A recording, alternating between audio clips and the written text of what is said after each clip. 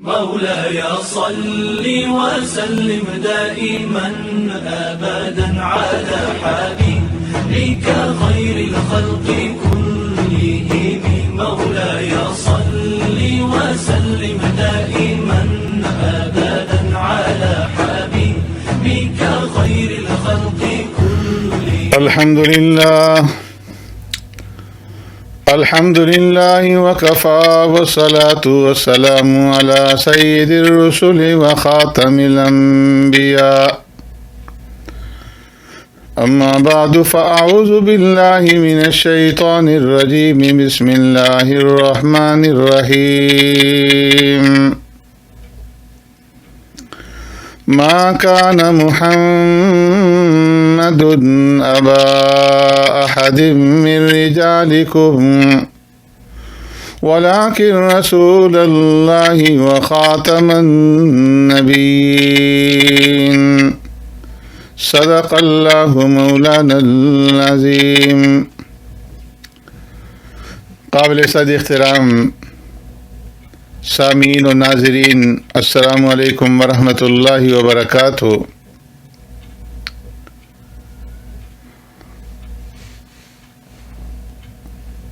آیت خاتم النبیین سے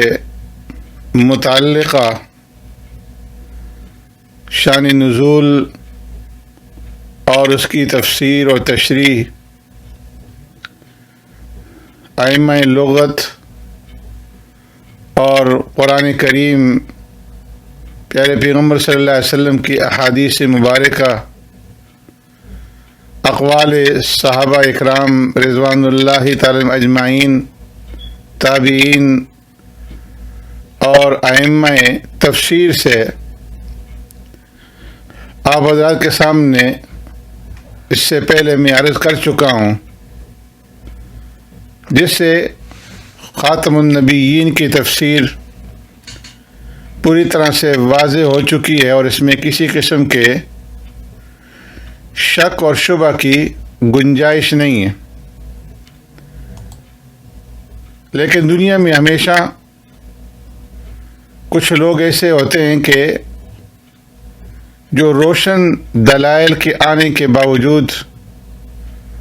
بغض اور عناد کی وجہ سے ہمیشہ اپنے اوہام کو اور اپنے شبہات کو بالا رکھتے ہیں اور ان کے اوہام اور شبہات کے مقابلے میں روشن دلائل جو ہے وہ بھی کارگر نہیں ہوتے۔ مرزا غلام احمد قادیانی علیہ ما علیہ اور ان کے پیروکار باوجود حق واضح ہونے کے پھر بھی شک اور شبہ میں اور اوہام کے اندر پڑے ہوئے ہیں، اور ان کی طرف سے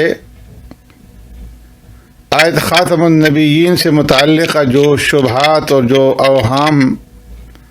اٹھائے جاتے ہیں اور لوگوں کے دلوں کے اندر ڈالے جاتے ہیں، تو آج کی اس مجلس کے اندر ان شبہات اور ان اوہام کا جائزہ لیں گے اور اس کے ازالے کی کوشش کریں گے۔ سب سے پہلا وہم جو جماعت احمدیہ کی طرف سے ڈالا جاتا ہے اور اٹھایا جاتا ہے کہ اگر خاتم النبیین کے یہ معنی ہے کہ آپ کے بعد کوئی نبی نہ ہوگا، تو اخیر زمانہ میں حضرت عیسیٰ علیہ السلام کا نزول جو مسلمانوں کا اجماعی عقیدہ ہے کیسے صحیح ہوگا؟ یہ ان کی طرف سے ایک شبہ اٹھایا جاتا ہے اور یہ وہم مسلمانوں کے اندر ڈالا جاتا ہے۔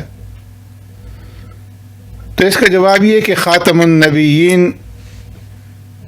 کہ معنی یہ ہے کہ پیارے پیغمبر صلی اللہ علیہ وسلم کے بعد کوئی نبی پیدا نہ ہوگا. جیسے کہا جاتا ہے کہ آخری اولاد آخری بیٹا، اس کا مطلب یہ ہوتا ہے کہ اس کے بعد کوئی اولاد یا کوئی بیٹا پیدا نہیں ہوا۔ حضرت عیسیٰ علیہ السلام پیارے پیغمبر صلی اللہ علیہ وسلم سے بہت پہلے پیدا ہوئے اور پیارے پیغمبر صلی اللہ علیہ وسلم سے پہلے پیغمبر ہوئے، جبکہ مرزا غلام احمد قادیانی پیارے پیغمبر صلی اللہ علیہ وسلم کے بعد پیدا ہوئے۔ تو اس اعتبار سے مرزا غلام احمد قادیانی کا وجود تو ختم نبوت کے منافی ہوگا، لیکن حضرت عیسیٰ علیہ السلام کا نزول یہ ختم نبوت کے معارض اور منافی نہ ہوگا۔ حضرت آدم علیہ السلام کی اولاد میں بہت سارے پیغمبر پیدا ہوئے، اور ان سب سے آخر میں آقا نامدار سرور کائنات رحمت دو عالم صلی اللہ علیہ وسلم تشریف لائے۔ جس طرح کہ حدیث میں آتا ہے کہ جب حضرت آدم علیہ السلام آسمان سے زمین پر اترے اور یہاں آ کر کے ان کا دل گھبرایا تو حضرت جبرائیل صلی اللہ علیہ وسلم نے آذان دی، اور اس میں اشہد ان محمد رسول اللہ کہا۔ تو حضرت آدم علیہ السلام نے حضرت جبرائیل صلی اللہ علیہ وسلم سے پوچھا کہ محمد کہہ دیجئے صلی اللہ علیہ وسلم، یہ کون ہے؟ تو یہ جواب دیا حضرت جبرائیل صلی اللہ علیہ وسلم نے، آخر ولدک من الانبیاء، کہ محمد صلی اللہ علیہ وسلم پیغمبروں میں آپ کے آخری بیٹے ہیں۔ ابن عساکر نے اس کو روایت کیا ہے، یعنی آپ کی اولاد میں سب سے آخری نبی حضرت محمد الرسول اللہ صلی اللہ علیہ وسلم پیدا ہوں گے۔ تو حضرت عیسیٰ علیہ السلام پیارے پیغمبر صلی اللہ علیہ وسلم سے پہلے نبی ہو چکے، البتہ اللہ تبارک و تعالی نے ان کو اتنی لمبی عمر عطا فرمائی ہے کہ پیارے پیغمبر صلی اللہ علیہ وسلم کی بعثت سے کئی سو سال پہلے عیسیٰ علیہ السلام کو زندہ آسمانوں پر اٹھا لیا گیا، جو اب بھی آسمانوں پر زندہ ہیں، اور آخر زمانہ میں امت محمدیہ کے ایک مجدد ہونے کی حیثیت سے نازل ہوں گے۔ نبی کی حیثیت سے ان کا نزول نہیں ہوگا، اور نزول کے بعد اپنی نبوت اور رسالت اور اپنی کتاب یعنی انجیل اور اپنے شریر کی طرف وہ کسی کو دعوت نہیں دیں گے، بلکہ خاتم النبیین کا نائب بن کر کے لوگوں کو خالص قرآن اور حدیث کے احکام پر چلائیں گے، اور خود بھی شریعت محمدیہ کے اتباع اور اس کی پیروی کو اپنے لیے وہ باعث فخر اور باعث ناز سمجھیں گے۔ خاتم الانبیاء جناب محمد الرسول اللہ صلی اللہ علیہ وسلم کی شریعت کا ڈنکا بجائیں گے۔ اس لیے شیخ اکبر رحمۃ اللہ تعالی نے لکھا ہے کہ عیسیٰ علیہ السلام کے دو حشر ہوں گے، ایک حشر انبیاء اور رسول کے زمرہ میں ہوگا، اور دوسرا حشر امت محمدیہ کے زمرہ میں ہوگا۔ دوسرا وہم اور دوسرا شبہ خاتم النبیین کے معنی کے اندر ان کی طرف سے یہ اٹھایا جاتا ہے کہ آقا نامدار سرور کائنات رحمت دو عالم صلی اللہ علیہ وسلم نبیوں کی مہر ہیں، اور آپ صلی اللہ علیہ وسلم کے بعد آپ کی مہر اور تصدیق اور اتباع سے قیامت تک نبی بنتے رہیں گے۔ یہ شبہ بھی بالکل لغو اور بیہودہ اور محمل ہے، اور قواعد عربیت اور لغت کے بھی خلاف ہے، ورنہ لازم آئے گا کہ خاتم القوم کے معنی یہ ہوں گے کہ جس کی مہر سے قوم بنے۔ اگر خاتم النبیین کا معنی یہ ہے کہ اس کی مہر سے نبی بنیں گے، تو خاتم القوم کے الفاظ جب کسی کے لیے بولے جائیں گے تو معلوم ہوگا کہ اس سے قوم بنے گی. خاتم المہاجرین کے معنی یہ ہوں گے کہ جس کی مہر سے مہاجر بنے. خاتم الاولاد کے معنی ہوں گے کہ جس کی مہر اور تصدیق اور اتباع سے اولاد بنے. تو یہ ایک عجیب و غریب قسم کی بات ہے. اللہ تبارک و تعالیٰ کا مقصد یہ ہے کہ آپ صلی اللہ علیہ وسلم کو اس لیے خاتم النبیین بنا کر بھیجا تاکہ سلسلہ نبوت ختم ہو. اور مرزا غلام احمد قادیانی علیہ ما علیہ یہ فرماتے ہیں کہ اس لیے نہیں بلکہ انبیاء تراشی اور پیغمبر سازی اور نبی بنانے کے لیے آپ صلی اللہ علیہ وسلم کو بھیجا. اور اس محمل تعویل کی حضرت عبداللہ بن مسعود رضی اللہ تعالیٰ عنہ کی قرات سے بھی مکمل طور پر نفی ہو جاتی ہے، جس کا ذکر میں نے کل بھی آپ کے سامنے عرض کیا تھا کہ ان کی قرات میں وَلَٰكِنَّ نَبِيًّا خَتَمَ النَّبِيِّينَ ہے. اور احادیث میں جن میں آخر الانبیاء اور لا نبیہ کے الفاظ آئے ہیں ان کے سامنے بھی ان کا یہ وہم اور یہ محمل تعویل جو ہے وہ نہیں چل سکتی. تو خاتم کے معنی ختم کرنے والے کے ہیں. اگر آپ کی مہر یا آپ کی اتباع سے نبی بننے لگیں تو اس صورت کے اندر پیارے پیغمبر صلی اللہ علیہ وسلم خاتم نبوت نہ ہوں گے بلکہ فاتح نبوت ہوں گے، یعنی نبوت کا دروازہ کھولنے والے ہوں گے. حالانکہ ارسال رسولوں کو بھیجنا صرف حق تعالی شان کا کام ہے، جبھی تو ان کو رسول اللہ یا نبی اللہ کہا جاتا ہے کہ وہ اللہ کے رسول ہیں، اللہ کے نبی ہیں. ورنہ وہ رسول الرسول یا نبی الرسول ہوتے ہیں. اگر رسول کا کام، نبی کا کام رسول بنانا ہوتا تو ان کو رسول اللہ نہ کہا جاتا بلکہ رسول الرسول کہا جاتا، نبی اللہ نہ کہا جاتا بلکہ نبی الرسول کہا جاتا. مرزا غلام احمد قادیانی کہ اس قول کی روح سے نبوت ایک اکتسابی چیز بن جاتی ہے کہ جو آدمی بھی پیارے پیغمبر صلی اللہ علیہ وسلم کی مکمل پیروی کر لے وہ نبی بن جائے. حالانکہ قرآن کریم کی اس معاملے کے اندر صراحت موجود ہے کہ نبوت حاصل کرنا یہ کسی کے اختیار میں نہیں ہے بلکہ وہ خالص اللہ تبارک و تعالیٰ کی موہبت ہے. جسے اللہ رب العزت چاہے اسے نبوت عطا فرماتے ہیں، جس کو مناسب سمجھتے ہیں اسے نبی اور رسول بنا دیتے ہیں. کسی انسان کے اختیار میں تو کیا بلکہ انسان کو اس کا علم بھی نہیں ہو سکتا.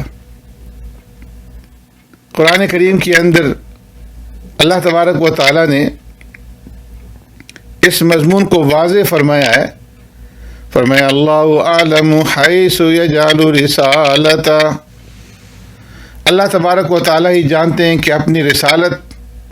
کس کو سپرد کرے. اگر غلام احمد قادیانی کی اس بات کو صحیح مان لیا جائے تو اس کا مطلب یہ ہوگا کہ اس امت میں جتنے زیادہ نبی اور رسول آئیں اتنا ہی حضور صلی اللہ علیہ وسلم کا کمال ظاہر ہوگا. لیکن خود مرزا صاحب بھی نبوت کا دروازہ اس قدر زیادہ کھولنا نہیں چاہتے کہ اس میں ان کے سوا کوئی دوسرا آ سکے. اور پھر 1400 برس میں کبھی ایک شخص کے نبی بننے کے وہ بھی قائل نہیں ہے. تو یہ کس قدر عجیب بات ہوگی کہ جس ہستی کو اللہ تبارک و تعالیٰ نے یہ اعزاز بخشا کہ ان کی توجہ روحانی بقول مرزا صاحب کے نبی تراش ہے، ان کی توجہ سے نبی بنتے ہیں، تو اس کی توجہ روحانی اپنے 1 لاکھ سے زائد جان نثار صحابہ میں سے کسی کو نبی نہ بنا سکی۔ صحابہ کے بعد تابعین، تبع تابعین، جن لوگوں کو آپ صلی اللہ علیہ وسلم نے خیر القرون فرمایا، تو اس خیر القرون کے اندر بھی کوئی انسان ایسا نہ نکلا جو آپ کی پیروی کر کے آپ کی توجہ روحانی سے نبی بن سکتا۔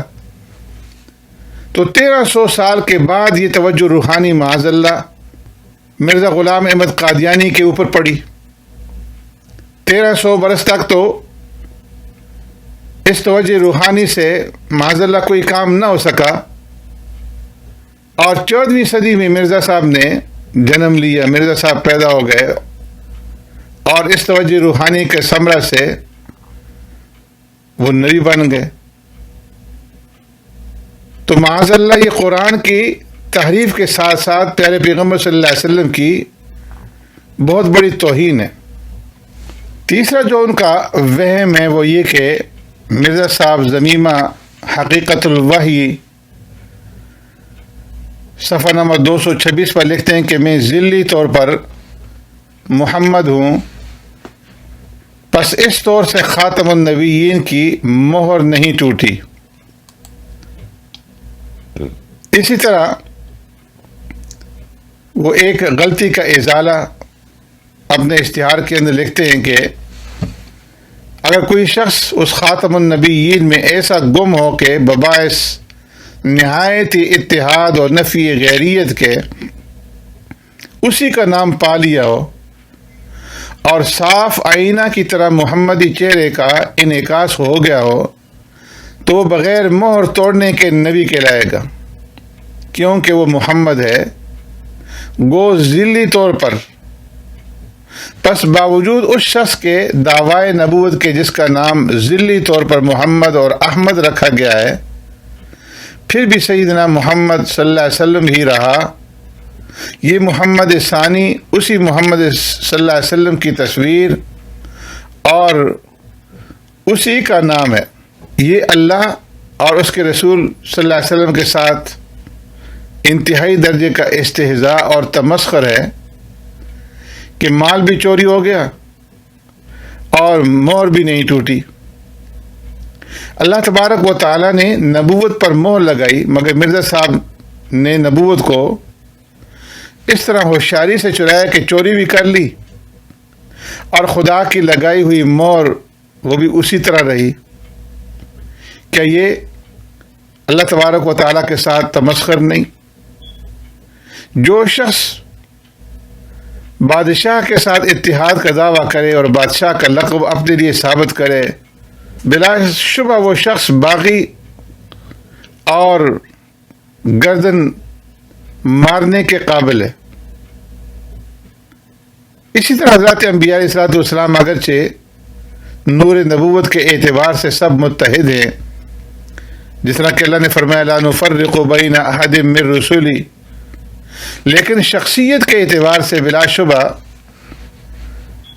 اشخاص سے متغایرہ ہیں۔ ہر نبی کی ذات علیحدہ اور جدا ہے، زمانہ ہر ایک کا جدا، مکان ہر ایک کا جدا، صفات اور معجزات ہر ایک سے جدا۔ تو اسی تغیر شخصی کی بنا پر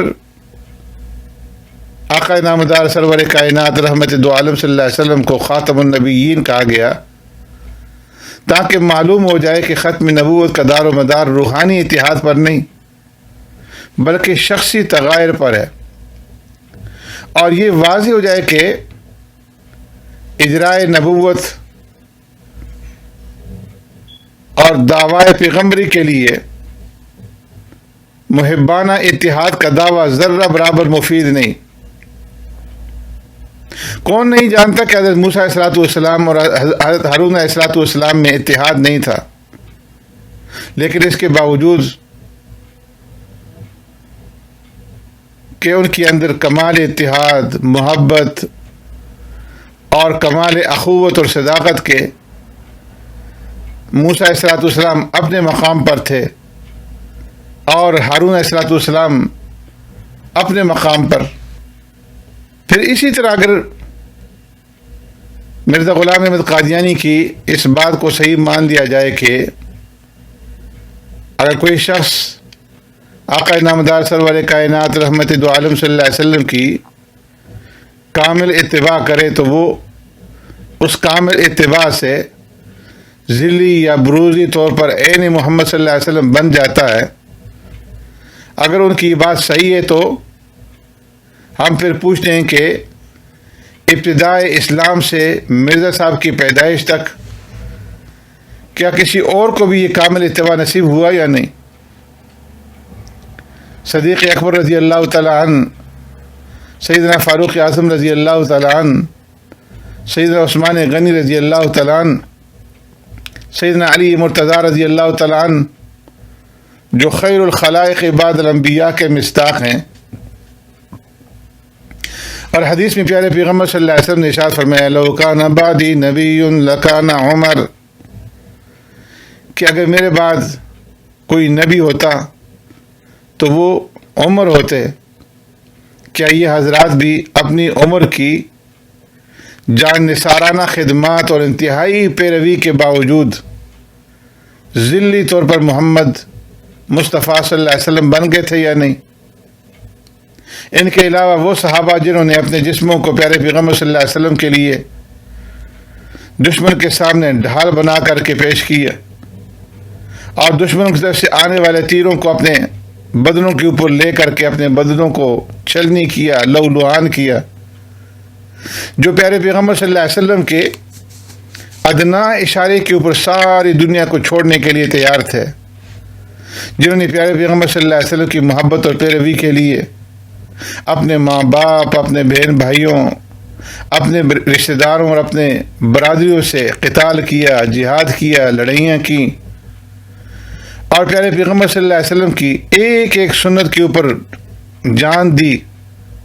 کیا ان میں سے کوئی بھی اس قابل نہ ہوا کہ ان میں محمدی صلی اللہ علیہ وسلم چہرہ کا انعکاس ہو؟ اور اگر ان بزرگوں کو بھی یہ درجہ حاصل ہوا ہے تو کیا مرزا صاحب ان میں سے کسی کی تاریخ میں دعوی نبوت کا کوئی ادنا اشارہ بھی دکھا سکتے؟ اسی طرح کوئی مرزا غلام احمد قادیانی علیہ سے یہ پوچھے کہ نبوت اور رسالت کے معاملے میں پیارے پیغمبر صلی اللہ علیہ وسلم کے ذل اور بروز کے فلسفہ پر کیا کوئی قرآن اور حدیث کی شہادت بھی موجود ہے؟ کہیں قرآن کریم نے ذلی اور بروزی نبی کا ذکر کیا ہے؟ کیا کسی احادیث میں اس کا کوئی اشارہ ہے؟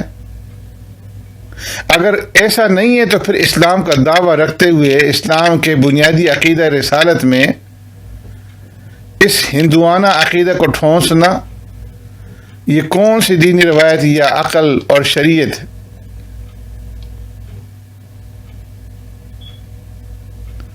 حضرت ابو ہریرہ رضی اللہ تعالیٰ عنہ سے مروی ہے، پیارے پیغمبر صلی اللہ علیہ وسلم نے ارشاد فرمایا کانت بنو اسرائیل تسوسهم الانبیاء کلما ہلک نبی خلفہ نبی وانہ لا نبی بعدی وسیکون خلفاء فیکثرون قالوا فما تأمرنا یا رسول اللہ قال فبیعۃ الاول فالاول آتوہم حقہم۔ پیارے پیغمبر صلی اللہ علیہ وسلم نے ارشاد فرمایا کہ بنو اسرائیل کی سیاست انبیاء علیہ السلام کرتے تھے۔ جب کوئی نبی وفات پاتا تو دوسرا نبی اس کا خلیفہ ہو جاتا تھا، اور فرمایا کہ وَإِنَّهُ لَا نَبِيَّ بَعْدِي،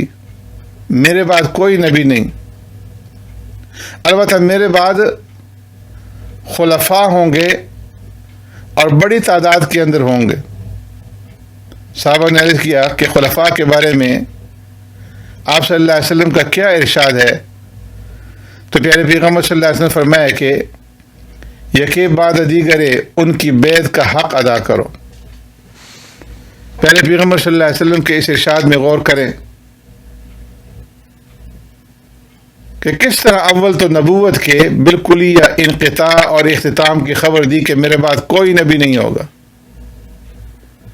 اور پھر جو چیز نبوت کے قائم مقام آپ صلی اللہ علیہ وسلم کے بعد باقی رہنے والے تھی اس حدیث میں پیارے پیغمبر صلی اللہ علیہ وسلم نے اس کو بیان فرما دیا جس کے اندر صرف خلفاء کا نام لیا گیا کہ میرے بعد خلفاء آئیں گے اور بڑی تعداد میں آئیں گے۔ یہاں پیارے پیغمبر صلی اللہ علیہ وسلم نے اپنے بعد کسی ذلی یا بروزی نبی کے آنے کے بارے میں نہیں بتایا۔ نبوت کی کوئی قسم بروزی یا ذلی یا مستقل یا غیر مستقل، تشریح یا غیر تشریح دنیا میں باقی رہنے والی تھی تو کلام کا تقاضا یہ تھا اس وقت کہ پیارے پیغمبر صلی اللہ علیہ وسلم ضرور اس کا بھی ذکر فرماتے، جبکہ پیارے پیغمبر صلی اللہ علیہ وسلم نے اپنے بعد نبوت کا قائم مقام صرف خلافت کو قرار دیا۔ تو یہ صاف اس بات کا اعلان ہے کہ آپ صلی اللہ علیہ وسلم کے بعد کسی قسم کی کوئی نبوت نہیں، نہ ذلی نہ بروزی۔ اسی طرح حضرت ابو مالک اشعری رضی اللہ تعالیٰ عنہ روایت فرماتے ہیں کہ آقا نامدار سرور کائنات رحمت دو عالم صلی اللہ علیہ وسلم نے ارشاد فرمایا، ان اللہ بدأ هذا الامر بنبوۃ ورحمۃ وکائنا خلافۃ ورحمۃ۔ ہمیں اللہ تبارک و تعالیٰ نے اس کام کو ابتداء نبوت اور رحمت بنایا اور اب خلافت اور رحمت ہو جانے والا ہے۔ اس میں بھی اختتام نبوت اور اس کے بالکل یا انقطاع کے ساتھ یہ بھی ارشاد فرما دیا کہ نبوت رحمت ختم ہو کر خلافت رحمت باقی رہے گی، جس میں صاف اعلان ہے کہ نبوت کی کوئی قسم بروزی یا ذلی وغیرہ باقی نہیں رہے گی۔ اگر ایسا ہوتا تو پیارے پیغمبر صلی اللہ علیہ وسلم ضرور اس کا ذکر فرماتے۔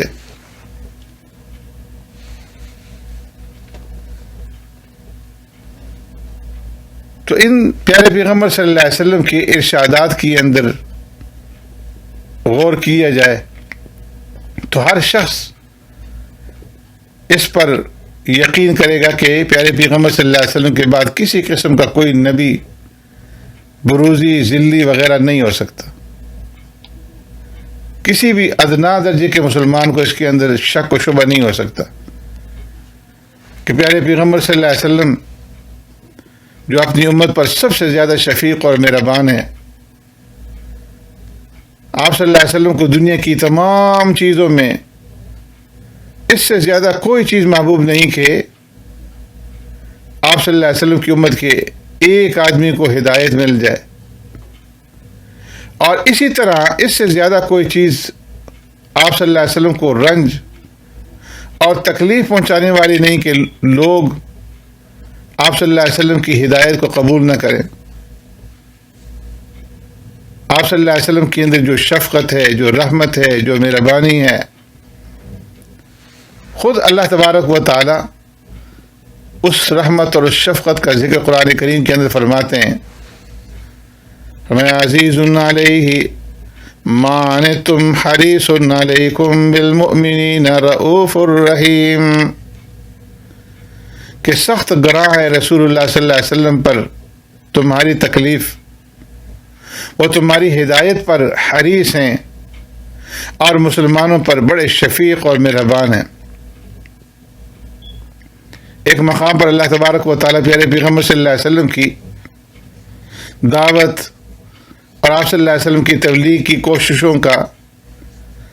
ان الفاظ کے اندر ذکر فرماتے ہیں،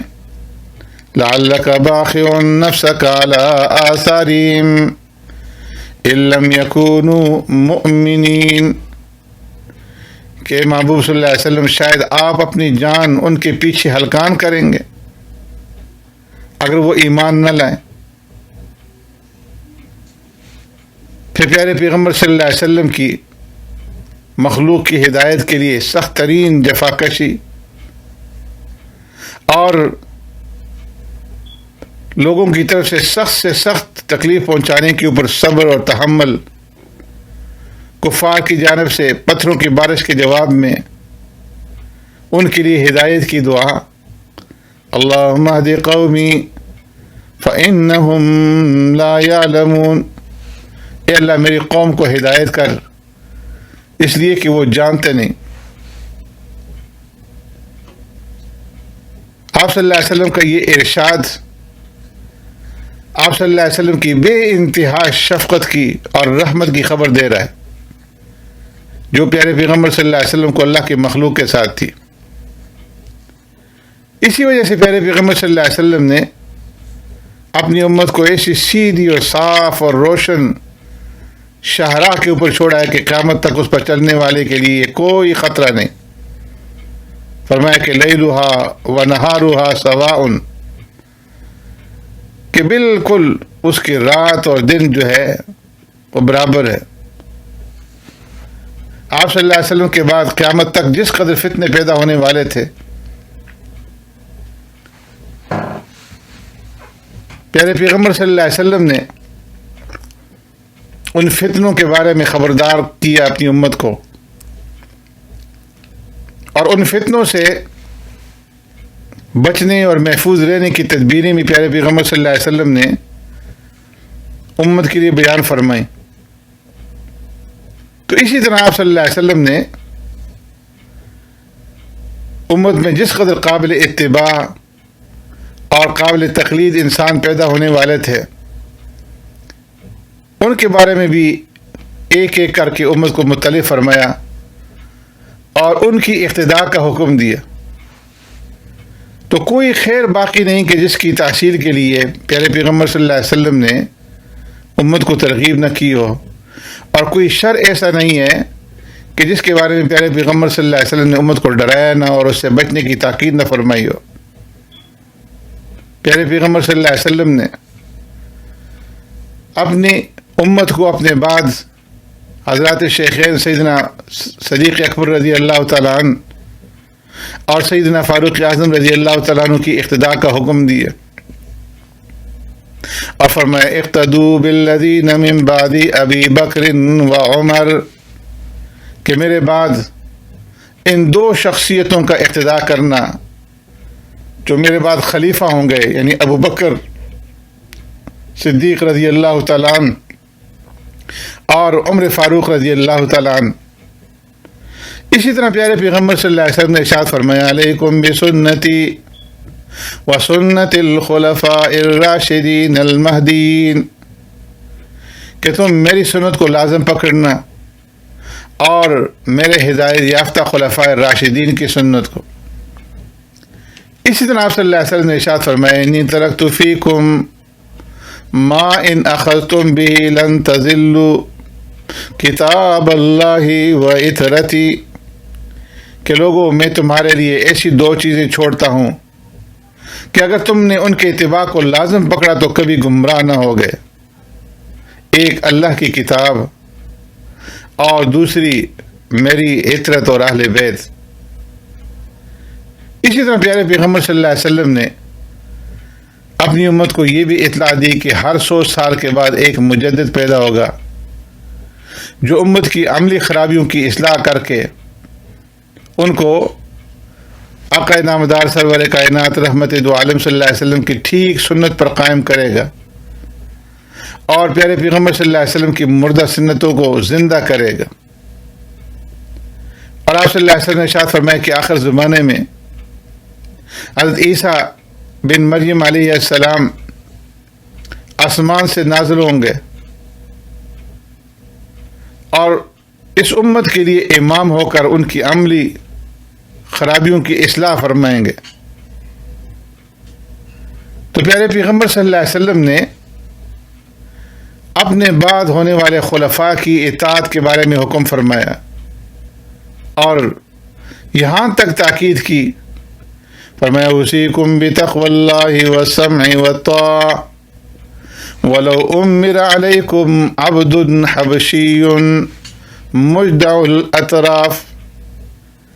میں تم کو اللہ سے ڈرنے کی وصیت کرتا ہوں، خلفاء کی اطاعت اور فرما برداری کی وصیت کرتا ہوں۔ اگر یہ تم پر ایک حبشی غلام لنگڑا لولا حاکم بنا دیا جائے تو تم اس کی بھی اطاعت اور فرما برداری کرنا۔ پیارے پیغمبر صلی اللہ علیہ وسلم کے ان ارشادات کے اندر غور فرمائیں، اگر اس امت کے اندر کسی بھی قسم کا نبی آپ صلی اللہ علیہ وسلم کے بعد آنا ہوتا چاہے وہ ذلی ہو یا بروزی، تشریح ہو یا غیر تشریح، تو ضروری تھا کہ پیارے پیغمبر صلی اللہ علیہ وسلم سب سے پہلے اس آنے والے نبی کا ذکر فرماتے، اس کی اتباع کے بارے میں تاکید فرماتے، جس طرح آپ نے اپنے بعد خلفاء کی اتباع کی تاکید فرمائی۔ اس سے پہلے ضروری یہ تھا کہ آپ کے بعد اگر قیامت تک کسی نے نبی ہو کر کے آنا ہوتا تو اس کی اتباع کی تاکید فرماتے، تاکہ یہ امت اس آنے والے نبی کا انکار کر کے، اس کی تکذیب کر کے کافر نہ ہو جائے۔ عجیب بات ہے کہ پیارے پیغمبر صلی اللہ علیہ وسلم تو اپنی امت کو ایک اپاہج حبشی غلام کے اتباع کا تو حکم فرمائیں، اس کی نافرمانی سے ڈرائیں، لیکن ایک خدا کا نبی جو دنیا میں آپ کے بعد بروزی یا ذلی شکل کے اندر پیدا ہونے والا ہے، اس کا تذکرہ ہی نہ کریں۔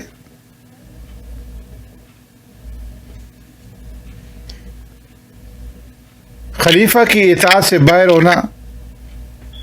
فرمائیں اس کا یہ زیادہ سے زیادہ فسق کے اندر شمار ہوگا، لیکن نبی کا انکار یہ تو قطعی کفر ہے۔ ایک شخص تمام قرآن پر عمل کرے، تمام انبیاء پر ایمان لائے، مگر صرف ایک نبی کا انکار کرے تو وہ تو بنص قرآن اور باجماع امت کافر ہے۔ اس لیے جس انسان کے اندر تھوڑی سی بھی اگر اس کے اندر سوچنے کی، غور و فکر کرنے کی اگر اس کے اندر صلاحیت ہے تو وہ یہ سوچ سکتا ہے کہ وہ نبی جس کو اللہ تبارک و تعالیٰ نے رؤوف الرحیم اور رحمت للعالمین کا خطاب دیا، جو مخلوق کو چھوٹی چھوٹی باتوں کی خبر دیتا ہے، جو اپنے بعد آنے والے خلفاء اور عمراء بلکہ ایک حبشی غلام کی اتباع کی طرف دعوت دیتا ہے، لیکن اپنے بعد آنے والے کسی نبی کا ذکر نہیں کرتا، کسی ایک حدیث میں اس کی طرف اشارہ نہیں کرتا کہ ہمارے بعد فلاں صدی کے اندر نبی آئے گا، اس کا اتباع کرنا، اس کی تابعداری کرنا۔ معمولی معمولی گناہوں سے بچانے کے لیے تو امت کو ہدایت کرتا ہے، مگر کفر شریع میں مبتلا ہونے سے نہیں روکتا۔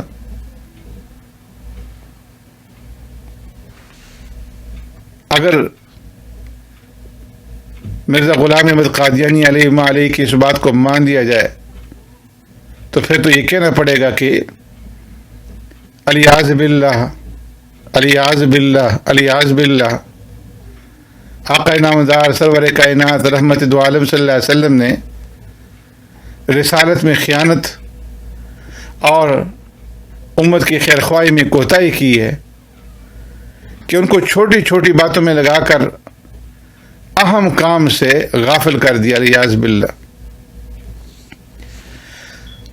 تو حدیث میں اس کا صاف اعلان ہے کہ آپ صلی اللہ علیہ وسلم کے بعد کوئی کسی قسم کا نبی بروزی، ذلی، تشریح، غیر تشریح یہ پیدا نہیں ہو سکتا۔ مرزا صاحب میز اپنی پردہ پوشی کے لیے اس قسم کی تلبیس آمیز عنوان جو ہے وہ اختیار کرتے ہیں، کبھی اپنے آپ کو ذلی نبی ظاہر کرتے ہیں اور کبھی بروزی، تاکہ عوام اور سادہ لوگ مسلمانوں کو دھوکہ دے سکیں کہ میری نبوت خاتم النبیین کے خلاف نہیں ہے، ورنہ در حقیقت مرزا صاحب اپنی نبوت کو تمام انبیاء کی نبوت سے افضل اور اکمل سمجھتے ہیں۔ اہل علم جانتے ہیں کہ اس قسم کی تلبیسات اور ملمہ کاریوں سے جو حقائق شرعیہ ہیں وہ بدل نہیں سکتے۔ یہ ذلی، بروزی اور مجازی نبوت کی اصطلاحیں یہ محض مرزا غلام احمد قادیانی کی اختراع ہے۔ کتاب و سنت اور اقوال صحابہ اور تابعین کہیں اس کا کوئی نشان نہیں ملتا کسی قسم کی نبوت کا بھی۔ کسی قسم کی نبوت کا بھی اگر کوئی دروازہ کھلا ہوا ہوتا تو سب سے پہلے ان مقدس اور پاک ہستیوں پر کھلتا کہ جو شمع نبوت پر پروانوں کی طرح گرے پیارے پیغمبر صلی اللہ علیہ وسلم کے عشق اور محبت میں ایسے غرق اور فنا ہوئے کہ اولین و آخرین میں کہیں ان کی نظیر و مثال نہیں۔ جس طرح آپ صلی اللہ علیہ وسلم پر نبوت ختم ہوئی، اسی طرح آپ صلی اللہ علیہ وسلم پر محبوبیت اور آپ کی امت پر محبت اور عاشقیت ختم ہو گئی۔ آسمان اور زمین نے نہ ایسا محبوب دیکھا، نہ ایسے عاشق اور جانثار دیکھے، نہ ایسی شمع نبوت دیکھی، نہ ایسے پروانے دیکھے۔ اگر کسی قسم کی نبوت کا دروازہ کھلا ہوتا تو اس یار غار اور رفیق جانثار جس کو اللہ تبارک و تعالیٰ نے اپنی کتاب میں ثانی اثنین اذ ہما فی الغار اور وسیجنبھا الاتقی اور اولو الفضل کے لقب سے سرفراز کیا، اس کو کوئی نہ کوئی ذلی اور بروزی نبوت ضرور ملتی اگر ہوتی تو۔ فاروق اعظم رضی اللہ تعالیٰ عنہ جن کے متعلق خود پیارے پیغمبر صلی اللہ علیہ وسلم نے ارشاد فرمایا لو کان بعدی نبی لکان عمر، میرے بعد اگر کوئی نبی ہوتا تو عمر ہوتا۔ پیارے پیغمبر صلی اللہ علیہ وسلم نے یہاں پر لو کا استعمال کیا جو فرض محال کے معنی میں آتا ہے کہ اگر بفرض محال میرے بعد نبی ہونا ہوتا تو عمر ہوتا، لیکن میرے بعد کسی قسم کا کوئی نبی نہیں ہو سکتا۔ اگر پیارے پیغمبر صلی اللہ علیہ وسلم کے بعد کسی قسم کی بھی نبوت باقی ہوتی تو حضرت عمر فاروق رضی اللہ تعالیٰ عنہ کے لیے ضرور ہوتی، اس لیے کہ خود پیارے پیغمبر صلی اللہ علیہ وسلم نے حضرت عمر فاروق رضی اللہ تعالیٰ عنہ کو فاروق اور محدث من اللہ اور ملہم بالثواب جیسے معذب القاب سے سرفراز فرمایا۔ حضرت عبداللہ ابن عباس رضی اللہ تعالیٰ عنہ سے مروی ہے، پیارے پیغمبر صلی اللہ علیہ وسلم نے ارشاد فرمایا کہ اللہ تعالیٰ نے میری 4 وزیروں سے تائید فرمائی، 2 آسمان والوں میں سے ہیں، ایک جبرائیل علیہ السلام اور ایک میکائیل علیہ السلام، اور 2 زمین والوں میں سے ہیں، ایک ابو بکر صدیق رضی اللہ تعالیٰ عنہ اور دوسرے عمر فاروق رضی اللہ تعالیٰ عنہ۔ تو معلوم ہوا کہ سیدنا صدیق اکبر رضی اللہ تعالیٰ عنہ اور سیدنا فاروق اعظم رضی اللہ تعالیٰ عنہ زمین میں جبرائیل اور میکائیل کا نمونہ اور ہم رنگ ہیں، اور پیارے پیغمبر صلی اللہ علیہ وسلم کے وزیر با تدبیر ہیں، مگر ان کے لیے کسی قسم کی نبوت کا ذکر نہیں۔ اگر بالفرض اور تقدیر نبی ہوتے تو حضور صلی اللہ علیہ وسلم کے تابع اور امتی ہوتے، لیکن معلوم ہوا کہ نبوت کا سلسلہ بالکل ختم ہو چکا ہے۔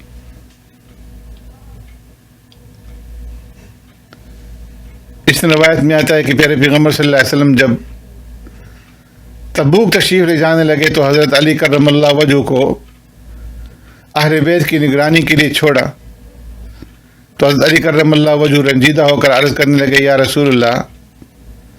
مجھ کو بچوں اور عورتوں میں چھوڑ کر کے آپ تشریف لے جا رہے ہیں۔ عرض کرنے کا مقصد یہ تھا کہ دوسرے صحابہ جہاد میں آپ صلی اللہ علیہ وسلم کے ساتھ شریک ہوں گے اور میں یہاں غم فرقت میں بےتاب رہوں گا۔ تو پیارے پیغمبر صلی اللہ علیہ وسلم نے ان کی تسلی کے لیے ارشاد فرمایا الا ترضى ان تكون مني بمنزلة هارون من موسى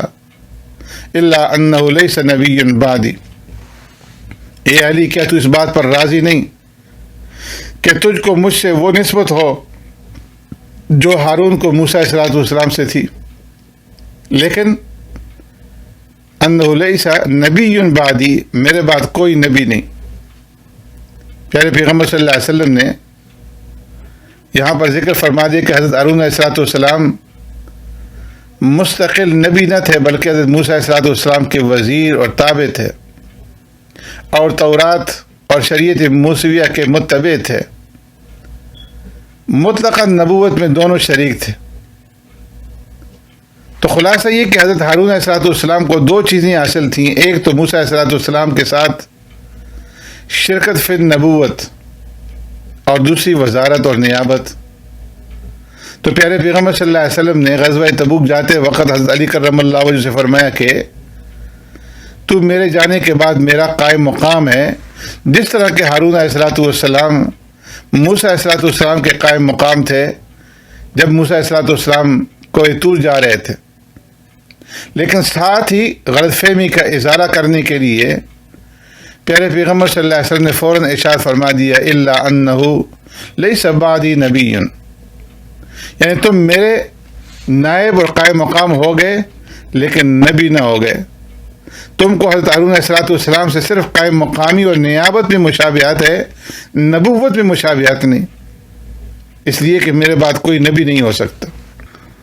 سبحانک اللہم بحمدک نشہد ان لا الہ الا انت نستغفرک ونتوب الیک۔